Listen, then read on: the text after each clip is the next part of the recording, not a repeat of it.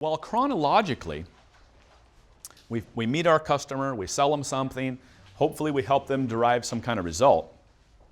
Chronologically, this goes A, B, C.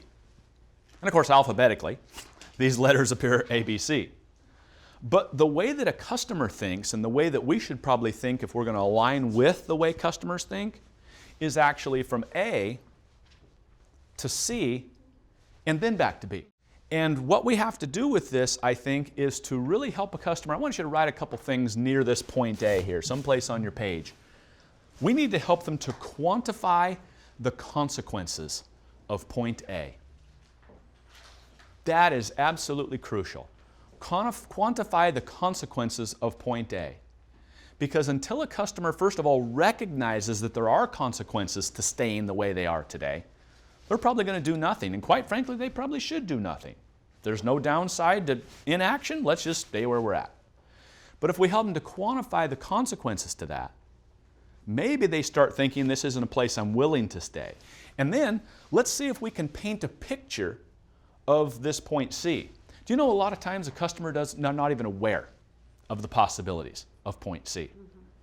I think a lot of times we have to come there and help them understand what these new products, this new technology, this new way of doing business, a new way of engaging, here's what other companies have done by working with us. And what we're selling then is we're selling these outcomes and results. And once a customer gets excited about this piece, I want you to write down somewhere over near here, point C, is we need to help them to quantify the value. So we need to help them quantify the value at point C.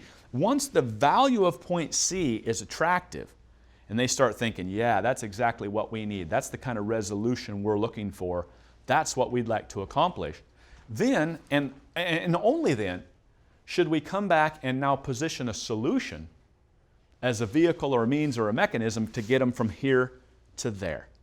Now, guys, I'm not so sure exactly why this is the case, but that's like the default setting for a sales professional, isn't it? Or a marketing person, let's face it, right? Marketing puts together this beautiful slide deck. It's about 122 slides. And that slide deck is rife with who we are and what we do and how much better we are than the competition, right? And here's where our CEO went to college. And here's how many offices we've got. And all these things to really impress you with us, right? Haven't we all gone on a date with somebody somewhere along in our lives where they just spent the whole date talking about themselves? Right? Oh, and then I did this, and then I did that, and I've always thought this, and I've always thought that. Sometimes when we stand up in front of our customers and talk about us for an hour, you imagine what they must think?